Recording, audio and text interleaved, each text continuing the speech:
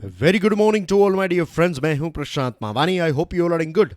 आज 19 जून 2020 है, दिन है फ्राइडे। दिन की शुरुआत करेंगे स्माइल के साथ। A smile is a curve that sets everything straight. बहुत ही खूबसूरत, बहुत ही ब्यूटीफुल कोट है। A smile is a curve that sets everything straight. इसी के साथ डियर फ्रेंड्स, स्टडी आईक्यू की टीम ने मिलकर एक स्मार्ट कोर्स डिजाइन किया है। ये स्मार्ट कोर्स सिविल सर्विसेज की एग्जामिनेशन को ध्यान में रखते हुए डिजाइन किया गया है। ये प्री और मेंस दोनों एग्जाम्स को कवर करता है। ज्यादा जानकारी के लिए डाउनलोड करें हमारा मोबाइल एप्लीकेशन। 20 जून 2020 तक ईएमआई की ऑफर भी अवेलेबल है। लेक्चर की पीडीएफ को डाउनलोड करने के लिए checkout my Telegram channel. You can follow me on Facebook. Please make sure कि आप इस लेक्चर को दूसरे स्टूडेंट्स के साथ शेयर करें। वीडियो पसंद आता है then hit the like button. Don't forget to subscribe to our YouTube channel. Dear friends, आज हमारे टेबल के ऊपर 5 आर्टिकल्स हैं। यूएसए की जो अमेरिका फर्स्ट पॉलिसी है वो फिर से एक्टिव हो चुकी है, रीएक्टिव की है मिस्टर ट्रंप ने। तो क्यों की है इसके बारे में बात करेंगे। यूनाइटेड नेशन सिक्योरिटी काउंसिल में भारत नॉन परमानेंट मेंबर के तौर पर ऐड हो चुका है, तो ये एक बड़ी खबर है। फ्लीजिंग फ्यूल यूजर्स, टैक्स कैसे फ्यूल के ऊपर सरकार जो है वो इंक्रीज कर रही है, तो उसके बारे में बात करेंगे। फिर मीडिएशन जो है उसके बारे में बात करेंगे। और लास्ट में रिमेंबर ली वेनलियांग जो है, उनकी तस्वीर मैं आपको दिखाऊंगा। आपको याद आ जाएगा कि ये कौन है। ये एक डॉक्टर थे वुहान में, जो एक डॉक्टर थे, विसल ब्लोवर, जिन्होंने बताया कि एक प्रकार का वायरस है और फिर उसके बाद उनकी मृत्यु हो गई। तो यही वो डॉक्टर है, उनके बारे में बात करेंगे। मीन्स भारत की जो सिचुएशन है दिल्ली की, उसके बारे में बात करने वाले हैं। तो let's start our discussion on this one. Mister Trump ने एक डिसीजन लिया है कि जो जर्मनी में यूएसए के सोल्जर्स हैं, यूएसए के जो ट्रूप्स हैं, उनको जल्द से जल्द वापस बुला लिया जाएगा। सितंबर से पहले पहले कुछ 9,500 जितने अमेरिका के डिफेंस पर्सोनल जो यूरोप में हैं, तो उनको यूएसए वापस बुला लेगा। ये 9,500 में से क्वार्टर यानी कि 25% जितने, यानी कि 2,375 सोल्जर्स तो सिर्फ जर्मनी में डिप्लॉयड हैं।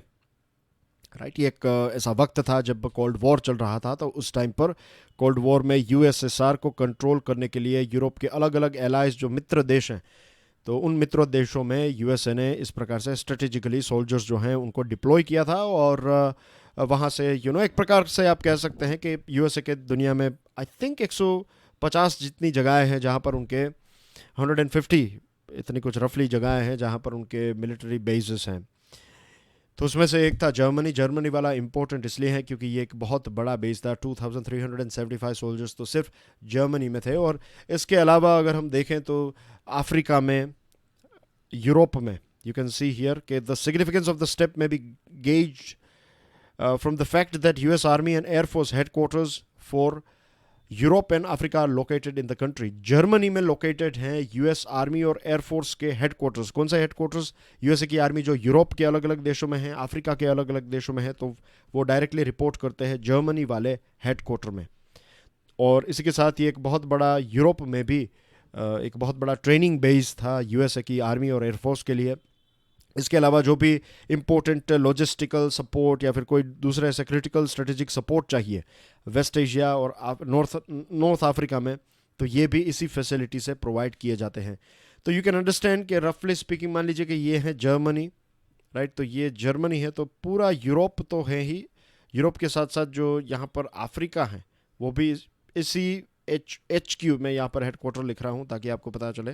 तो यही जो मिलिट्री बेस है, यहाँ से अफ्रीका को भी कंट्रोल किया जाता था और वेस्ट एशिया जो हैं यहाँ पर, तो इसको भी यहाँ से कंट्रोल किया जाता था। तो एक बहुत ही इंपॉर्टेंट डिसीजन यहाँ पर लिया है कि ट्रूप्स को वापस बुला लेंगे। सितंबर से पहले नेटो के 9,500 जितने ट्रूप्स को यूएसए वापस बुला रहा है। तो कहीं ना कहीं अमेरिका फर्स्ट जो एक आइडियोलॉजी, एक विचारधारा जो है, इसको फिर से रिवाइटलाइज करने की कोशिश की है। क्योंकि नवंबर में यूएसए में प्रेसिडेंशियल इलेक्शन है, तो वहाँ के लोगों का दिल जीतने की एक कोशिश है।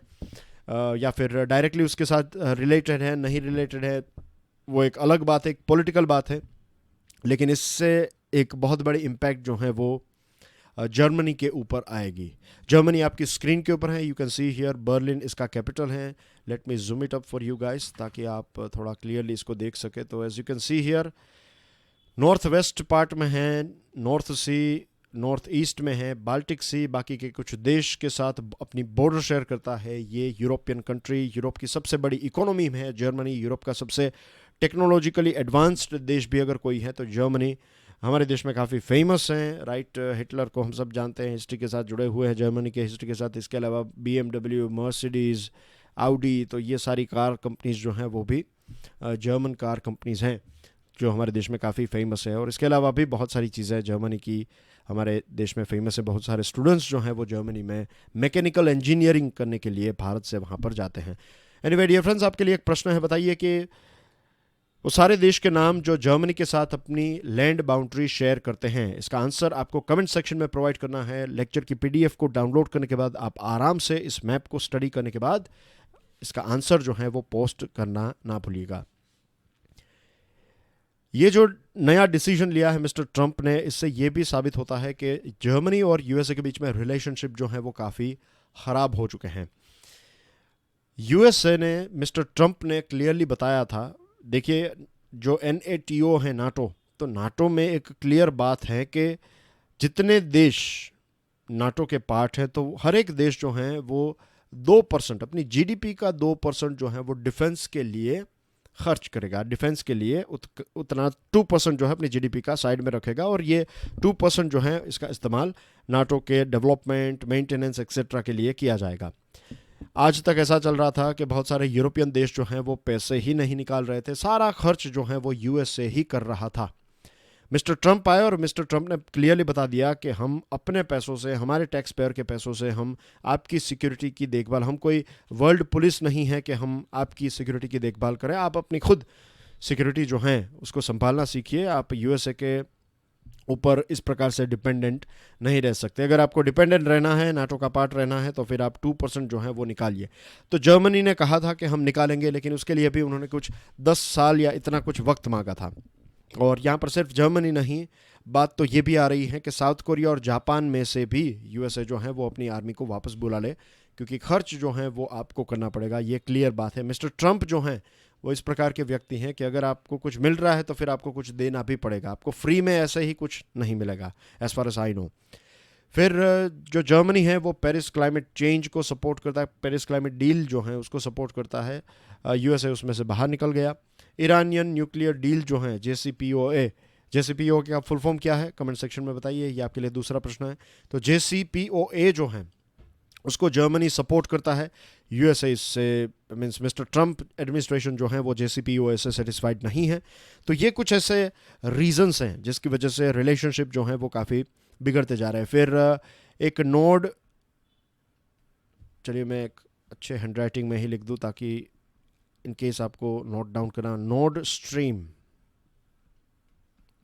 2, राइट। नोड स्ट्रीम 2 1 थी, ये 2 है। ये बेसिकली क्या है, ये रशिया से जर्मनी गैस लाइन है, गैस पाइपलाइन है, राइट। तो अभी कुछ टाइम पहले जब ग्रीन सिग्नल दिया जर्मनी ने तो USA इससे भी नाराज था। तो ऐसे बहुत सारे रीजंस है जिसकी वजह से स्ट्रेन्स या फिर रिलेशनशिप में एक हमें एक प्रकार के क्रैक्स देखने को मिल रहे हैं। USA के ambassador to Germany Richard Grenell ने यह बताया था कि USA के टैक्स पेयर के खर्च के ऊपर हम दूसरे देशों को सिक्योरिटी प्रोवाइड नहीं करेंगे। उस टाइम पर उन्होंने साउथ कोरिया और जापान का भी नाम लिया था। जर्मनी और दूसरे यूरोपियन कंट्रीज़ का कहना यह है कि अगर USA यहाँ से निकल गया तो व्लादिमीर पुतिन जो हैं वो यहाँ पर ईजिली आ सकते हैं, यानी कि उनका जो एक प्रभाव है वो यहाँ पर बढ़ता जाएगा। सबसे खुश शायद अगर कोई देश होगा या फिर एक बेनिफिशियरी, पोटेंशियल बेनिफिशियरी जो है वो है पोलैंड। पोलैंड ने 2% जो GDP का देना है नाटो के लिए, तो पोलैंड वो कर रहा है, point number 1। Point number 2, Poland अपनी मिलिट्री को, अपने डिफेंस सिस्टम को अपग्रेड करने की कोशिश कर रहा है और उसके लिए उन्होंने $48 बिलियन रखे हैं जो 2026 तक खर्च किए जाएंगे to modernise their defence system. Beg pardon, जो forget about ultra, right, government and things. Poland जो हैं वो USA से US पैट्रियट मिसाइल्स खरीदने वाला है। F-35 फाइटर जेट्स के बारे में भी उन्होंने अपना इंटरेस्ट जारी किया है या फिर बताया है कि हम इस जेट को खरीदने के लिए तैयार हैं। तो ये कुछ ऐसी चीज़ें हैं जो पुल एंड पुश फैक्टर, पुल यानी कि यूएसए के जो सोल्जर्स यहाँ से निकलेंगे तो शायद पोलैंड में डिप्लॉय किए जाए, यूएसए का और सपोर्ट पोलैंड को मिले क्योंकि वो उनसे कुछ चीज़ें भी खरीद रहा है। तो पुश एंड पुल फैक्टर दोनों जो हैं वो यूएसए पोलैंड के रिलेशनशिप, यूएसए जर्मनी साइड में रह जाएंगे, यूएसए पोलैंड के रिलेशनशिप इंप्रूव हो सकते हैं, ऐसा नज़र आ रहा है। Moving on to next item, India at the high table. United Nation Security Council का नॉन परमानेंट मेंबर बन चुका है हमारा देश भारत। एक न्यूज़ आइटम है, सबसे पहले इसको देख लेते हैं। Right, UNSC United Nation Security council के वैसे टोटल कितने मेंबर्स होते हैं डियर फ्रेंड्स? 15 मेंबर्स होते हैं। इन 15 मेंबर्स में से 5 मेंबर्स जो हैं जिसको हम कहते हैं P5, 5 परमानेंट मेंबर्स जिनके पास होता है वीटो पावर। ये वीटो पावर क्या है वो भी मैं आपको एक्सप्लेन करूंगा। और बाकी के 10 जो मेंबर्स होते हैं ये होते हैं नॉन परमानेंट मेंबर्स। अब वीटो पावर का मतलब क्या है? सबसे पहले तो ये 5 देश कौन से हैं जिनके पास वीटो पावर है? USA, UK, Russia, China and France. ये 5 ऐसे देश हैं जिनके पास ये यूनाइटेड नेशन सिक्योरिटी काउंसिल के P5 देश हैं, इनके पास वीटो पावर है। वीटो पावर से ये होता है कि मान लीजिए कि ये 4 देश मिलकर ये कहते हैं कि हम पाकिस्तान के ऊपर अटैक करेंगे। Right, United Nation Security council ये तय करने की कोशिश, या फिर यूएन ऐसा तय करता है कि हम पाकिस्तान के ऊपर अटैक करेंगे, पाकिस्तान को कंट्रोल में ले लेंगे और उसके बाद वहाँ पर एक नई सरकार की स्थापना करेंगे एक्सेट्रा। ये 4 देश अगर राज़ी हैं, बाकी के जितने भी देश हैं सभी देश ये परमानेंट नॉन परमानेंट मेंबर भी कहते हैं कि चलो ये कर डालते हैं। यूएन जनरल असेंबली के देश भी कहते हैं कि ओके चलो ये करते हैं। लेकिन सिर्फ अकेला चाइना ऐसा कहेगा कि नहीं, हम अपना वीटो पावर यूज़ करते हैं और ऐसा हम आपको नहीं करने देंगे, तो फिर आप टेक्निकली लीगली आप नहीं कर सकते। ये ताकत है वीटो पावर की। ओके, इसके ऊपर और ज़्यादा बातचीत हो सकती है, लेकिन आज हमें दूसरे भी टॉपिक्स डिस्कस करने हैं। तो let's quickly go through this news item. External affairs ministry ने यह बताया है कि भारत नॉन परमानेंट मेंबर के तौर पर यूनाइटेड नेशन सिक्योरिटी काउंसिल में 2021-2022 के लिए 2 साल के लिए इलेक्ट हो चुका है। इसकी एक वोटिंग होती है। ये वोटिंग कहाँ पर होती है वो भी मैं आपको बताऊंगा। 5 ऐसे एस हैं, राइट, 5S विजन के साथ भारत एंटर होगा। सम्मान, संवाद, सहयोग, शांति और समृद्धि, ये 5S जो हैं वो प्राइम मिनिस्टर मोदी साहब ने दिए थे।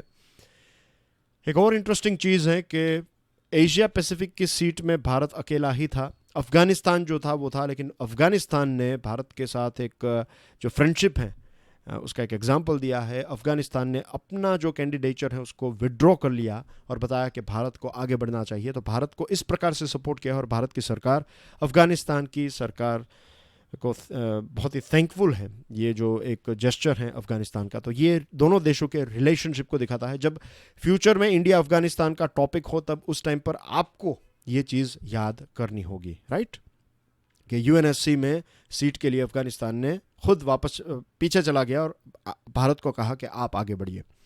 तो ये हमारे लिए एक बहुत ही इम्पोर्टेंट कूटनीतिक जीत है, डिप्लोमेटिक विक्ट्री है।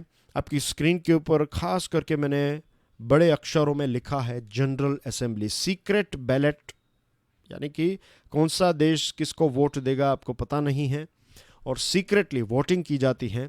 और आपको कितनी सीट्स चाहिए, कितने वोट्स चाहिए? 2/3। अगेन मैं बहुत ही बड़े अक्षरों में लिख रहा हूँ, ये चीज़ आपको याद रखनी है। मुझे ऐसा लग रहा है क्योंकि ये रीसेंट टॉपिक है, तो प्रीलिम्स एग्जामिनेशन में आपको ऐसे टेक्निकल क्वेश्चंस पूछे जा सकते हैं कि वोटिंग कहाँ पर होती है, यूनाइटेड नेशन सिक्योरिटी काउंसिल में, यूनाइटेड नेशन की जनरल असेंबली में, एक्सेट्रा, राइट, या फिर दोनों जगहों पर होती है या फिर दोनों में से एक भी जगह पर नहीं।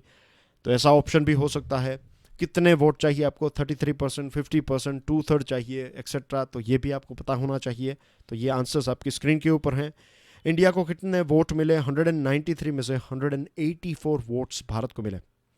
मेक्सिको, नॉर्वे और आयरलैंड अलग अलग जगहों से वो भी नॉन परमानेंट मेंबर के तौर पर ऐड हुए हैं। कनाडा जो है वो ऐड नहीं हो सका। भारत ने ये बताया है कि ये 2 साल जो हैं उसमें हम new orientation for a reformed multilateral system, जिसको नॉर्म्स नाम दिया है, तो इस पर्टिकुलर आइडियोलॉजी से हम इसमें इस ऑब्जेक्टिव से हम एंटर हो रहे हैं। 5S के बारे में मैंने ऑलरेडी आपको बता दिया है। यूनाइटेड नेशन के बारे में भारत ने बार बार कहा है कि यूनाइटेड नेशन और यूनाइटेड नेशन सिक्योरिटी काउंसिल, ये पांचों देशों के नाम जो मैंने आपको दिए P5 के, उनका कनेक्शन डायरेक्टली है वर्ल्ड वॉर 2 के साथ। तो ये सारे देश इसमें हैं, हमारा देश इसमें नहीं है। हर तरह से देखें तो भारत एलिजिबल कंट्री है यूएनएससी का मेंबर, परमानेंट मेंबर बनने के लिए, लेकिन ये 5 देश जो हैं वो ऐसा होने नहीं देते। एनीवे, यूएनएससी जो है उसकी स्थापना जब हुई थी उसको आज 70 ईयर से भी ज़्यादा वक्त हो चुका है और 21st सेंचुरी की रियलिटीज़ को मैच नहीं करती है। ये पूरी सेटअप, ये पूरा जो स्ट्रक्चर है वो मैच नहीं होता है। तो इसको अपग्रेड करने की आवश्यकता है, इसको रिफॉर्म करने की आवश्यकता है, जिसको बार बार भारत ने बताया है। और एक चीज़ जो भारत करेगा वो ये है कि किसी का पक्ष ना लेते हुए भारत को इंडिपेंडेंटली केस टू केस जो भी चीज़ें सामने आती है तो उसमें बेस्ट डिसीजन लेने की कोशिश करनी चाहिए। और ख़ास करके जो कमज़ोर देश हैं उनकी आवाज़ भी भारत बन सकता है। Moving on to next item, fleecing fuel users. पिछले 12 दिनों में 6.55 रुपीज़ का राइज हुआ है पेट्रोल में, और डीजल की बात करें तो 7.04 रुपीज़ इतना राइज हुआ है डीजल में। एक तरफ अगर आप इन्हीं 12 दिनों में देखेंगे तो ब्रेंट क्रूड ऑयल जो है उसकी प्राइस में 3% पर बैरल जो प्राइस है उसमें 3% जितना ड्रॉप हुआ है। तो रॉ मटेरियल जो हम खरीदते हैं as a crude oil in barrel, उसकी कीमत कम हो रही है, तो फिर प्राइस क्यों हम बढ़ा रहे हैं? इसके पीछे मेन रीज़न ये है कि सरकार जो है उसके ऊपर टैक्स बढ़ा रही है। एक्साइज ड्यूटी जो लगती है इसके ऊपर, जो सेंट्रल लगाती है एक्साइज ड्यूटी, तो उसको इंक्रीज़ किया गया। दिल्ली की बात करें तो दिल्ली में वैट जो लगाया जाता है उसको भी राइज किया गया। तो टोटल दिल्ली में पेट्रोल की प्राइस 76.73 है और इसका 2/3, राइट, तो इसको अगर आप 2/3 ऐसा करें, मल्टीप्लाई करें, तो you will get how much? 51.15, right. तो इतना आपको, इतना जो है 51.15, 76.73 में 51.15 जो है वो सिर्फ है क्या? टैक्सेस। एक्चुअली पेट्रोल कितने में हम खरीद सकते हैं? राइट, 23-25 रुपीज़ के अंदर, इज़न्ट इट? लेकिन सेंट्रल गवर्नमेंट की एक्साइज ड्यूटी और वेट जो है इसका टोटल चंक है 2/3। ऑफ कोर्स ये पैसे जो हैं वो फ़िलहाल सरकार और ज़्यादा इंक्रीज़ करेगी ऐसा मुझे लग रहा है। 1-2 दिन पहले की बात है जब डेली फाइनेंशियल न्यूज़ एनालिसिस में हमने एक स्पेशल टॉपिक डिस्कस किया था, और इस स्पेशल टॉपिक में मैंने विस्तार से चर्चा की थी। और उस जो आपको याद होगा, जो डॉक्टर भरत झुनझुनवाला है, उनका एक बहुत ही खूबसूरत आर्टिकल था जो हमने थरोली एनालाइज किया था। तो उसमें बॉटम लाइन यही थी कि सरकार जो है पैसे बोरो करें, किसी से लोन लें तो इसके ऊपर इंटरेस्ट पे करना पड़ेगा। तो इट इज़ बेटर कि इसकी जगह सरकार जो है, मेरा ये एक व्यू पॉइंट मैं आपके सामने रख रहा हूँ, पेट्रोल की प्राइस बढ़ेगी तो ऑफ कोर्स हम सब के ऊपर इसकी इम्पैक्ट होगी, इज़न्ट इट? हम सबका जो बजट है, हाउस होल्ड बजट जो है, कंजम्पशन बजट जो है वो कम हो जाएगा। पहले आप एक महीना लेट्स से 1,000 रुपये के पेट्रोल से चलता था, अब लेट्स से 1100 हो जाएगा। तो आपकी जो इनकम है वो उतनी ही रहेगी। एक जगह पर 100 रुपये बढ़ गए। फिर जो डीजल है इसका इस्तेमाल होता है ट्रांसपोर्टेशन के लिए, तो फिर खाने पीने की चीज़ें में भी हमें एक इन्फ्लेशन या फिर थोड़ा प्राइस राइज देखने को मिलेगा।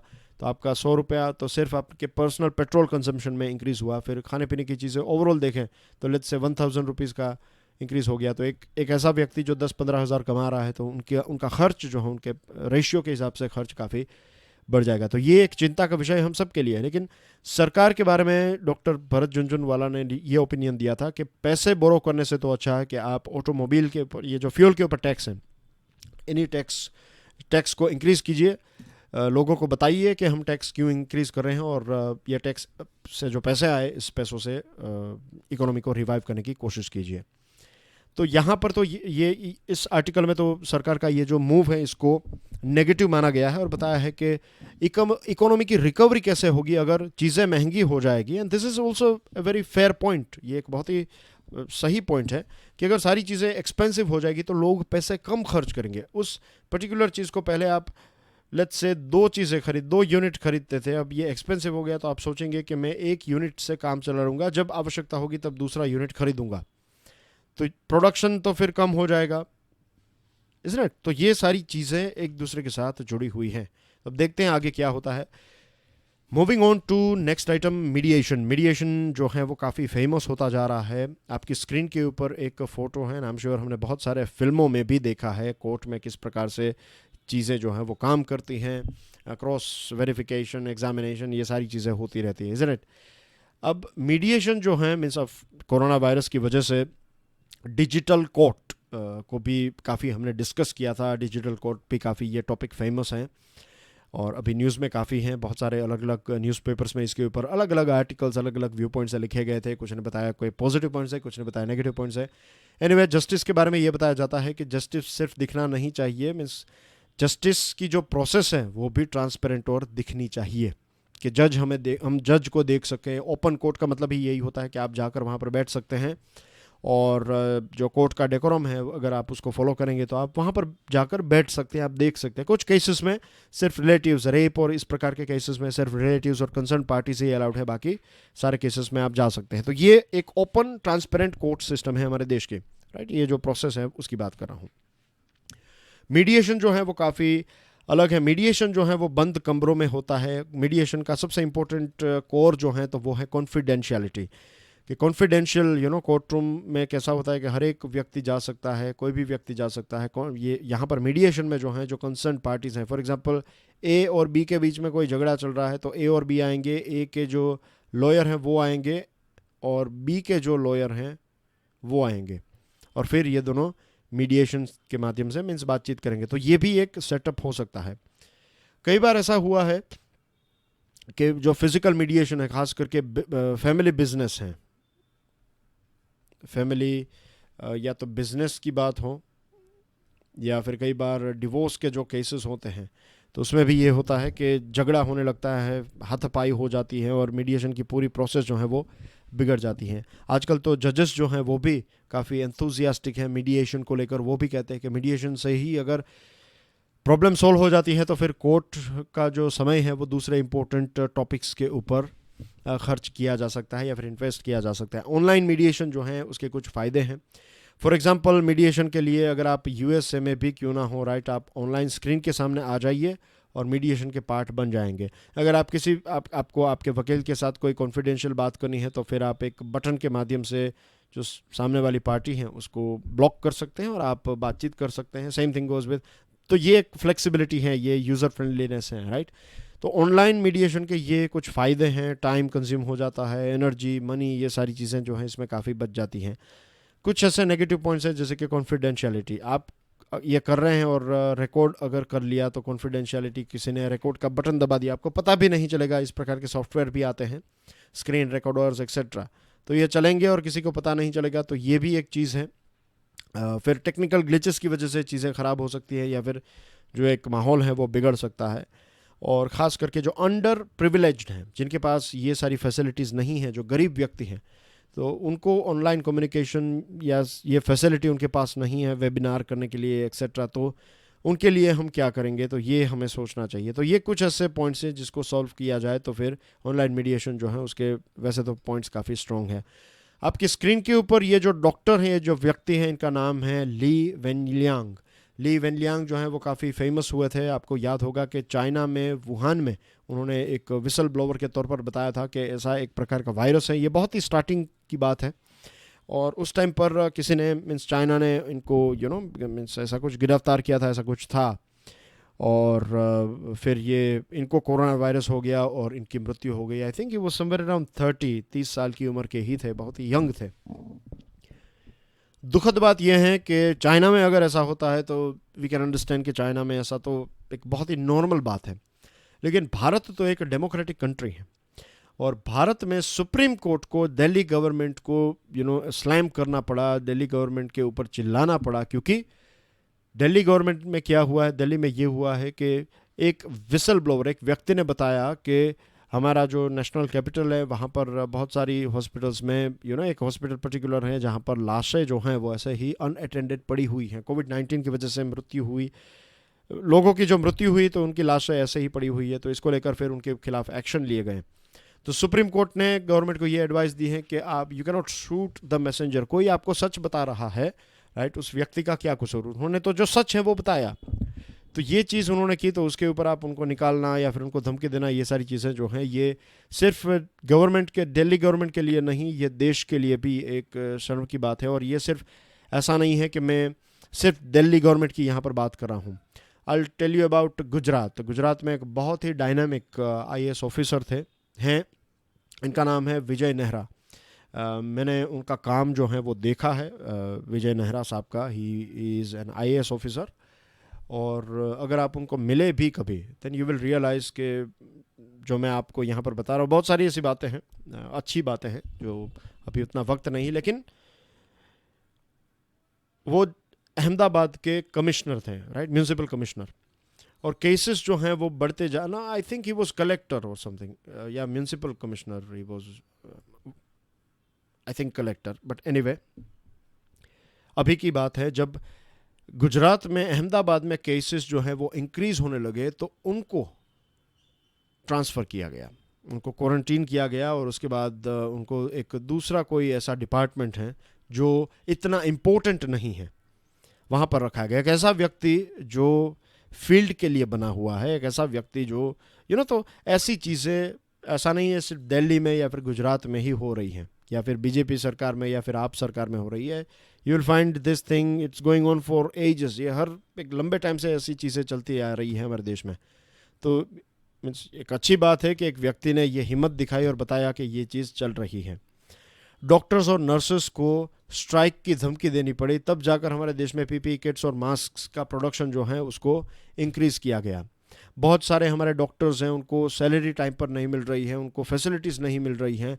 ब्यूरोक्रेट्स जो हैं वो इतने ज़्यादा सेंसिटिव नहीं हैं, इसीलिए तो ये सारी चीज़ें हो रही हैं, इज़न्ट इट? अगर ब्यूरोक्रेट्स सेंसिटिव होते, आई एम नॉट सेइंग कि हर एक ब्यूरोक्रेट ऐसा है, लेकिन बहुत सारी जगहों पर ब्यूरोक्रेसी इतनी स्लो प्रोसेस में काम करती है कि ग्राउंड की रियलिटी जो है उसका और इनकी जो डिसीजन मेकिंग प्रोसेस है उसके बीच में कोई तालमेल ही नहीं होता है।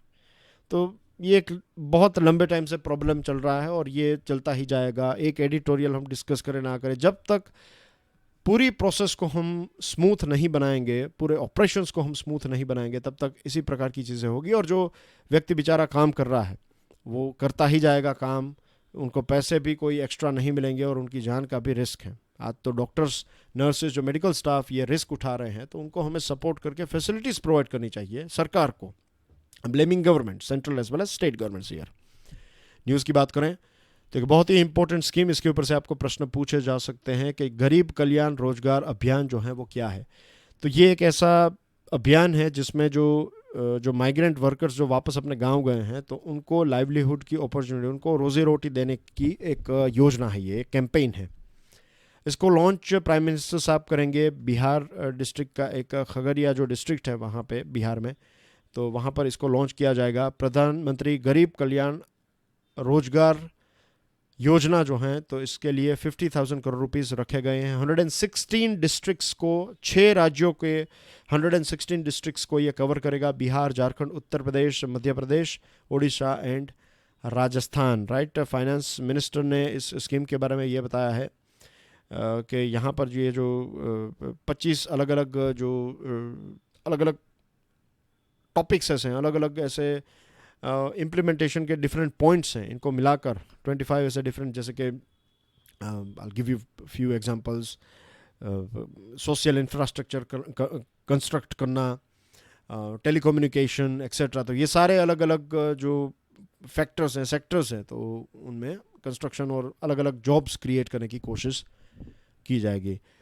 सेंट्रल गवर्नमेंट ने कुछ 25 जितनी स्कीम्स को एक साथ मिलाकर इसको बनाया है, गरीब कल्याण रोजगार अभियान को, राइट। तो ये कुछ डिटेल्स हैं, PDF को डाउनलोड करने के बाद देख लीजिएगा। दूसरा इंपॉर्टेंट डिसीजन लिया सरकार ने, और यहाँ पर भारत को लेकर कुछ इंपॉर्टेंट फैक्ट्स हैं। भारत में दुनिया का 4th लार्जेस्ट कोयले का रिजर्व है। भारत जो है वो वर्ल्ड का वन ऑफ द बिगेस्ट कोल का एक्सपोर्टर बन सकता है, इतना हमारे पास रिजर्व है। और हम सेकंड लार्जेस्ट प्रोड्यूसर हैं और सेकंड लार्जेस्ट कोल इंपोर्टर भी हैं। तो ये एक प्रकार से काफ़ी एक आयरनी है, इतना कोल है तो भी हमें बाहर से मंगवाना पड़ता है। तो यहाँ पर सरकार ने ये डिसीजन लिया है कि कोल सेक्टर जो है उसको प्राइवेट कंपटीशन के लिए, कैपिटल के लिए, पार्टिसिपेशन के लिए, टेक्नोलॉजी के लिए खुला रखा गया है। 41 कोल माइंस जो हैं उनको ऑक्शन किया जाएगा, और ख़ास करके ईस्टर्न और सेंट्रल इंडिया में जो ट्राइबल बेल्ट हैं तो उनको भी इसका फ़ायदा होगा, जॉब्स जनरेट होगी, बिज़नेस की अपॉर्चुनिटीज़ इनसे जनरेट होगी। तो ये कुछ डिटेल्स हैं, और सरकार ने 100 मिलियन टन जितना कोल जो है उसको गैसीफाई करने का टारगेट रखा है 2030 तक। आर्मी ने ये क्लैरिफिकेशन दिया है कि भारत के कोई भी भारत का जवान जो है वो मिसिंग नहीं है। Dedicated freight corridor corporation of India ने चाइना की एक कंपनी को जो कॉन्ट्रैक्ट दिया था, तो ये कॉन्ट्रैक्ट अब कैंसिल कर दिया गया है। रैपिड एंटीजन कोविड-19 टेस्ट, तो सेंट्रल गवर्नमेंट जो है वो 6 लाख जितने ऐसे एंटीजन कोविड-19 टेस्ट जो हैं वो दिल्ली की 169 फैसिलिटीज़ में प्रोवाइड करेगी। Indian institute of technology Kanpur ने, ये पहली बार ऐसा हुआ है, फर्स्ट ऑफ काइंड इनिशिएटिव है किसी भी आईआईटी का या फिर टेक्नोलॉजी बिजनेस इंक्यूबेटर का, कि 25,000 जितने N95 और N99 ग्रेड के फेस मास्क जो हैं वो बनाए जाएंगे, और ये फिर डिस्ट्रीब्यूट किए जाएंगे। हम ई कॉमर्स से भी इसको ख़रीद सकते हैं। Municipal corporation of greater Mumbai ने एक एयरवेंटी नाम का एक एप्लीकेशन लॉन्च किया है। दिस इज़ फॉर, ये रियल टाइम पर आपको अपडेट देगा कि कितने आईसीयू और वेंटिलेटर बेड्स जो हैं वो अवेलेबल हैं मुंबई में। और वंदे भारत मिशन जो है उसमें कुछ 2,50,000 से भी ज़्यादा लोगों को वापस बुलाया गया है। कुछ 4.5 लाख जितने लोगों ने एप्लीकेशन दी थी। और रोड ट्रांसपोर्ट और हाईवे मिनिस्टर नितिन गडकरी साहब का कहना यह है कि आने वाले 5 सालों में भारत एक बहुत ही इंपॉर्टेंट ईवी का हब बन सकता है। तो dear friends, that's everything in today's discussion. Thank you very much for watching this video. God bless you all. जय हिंद।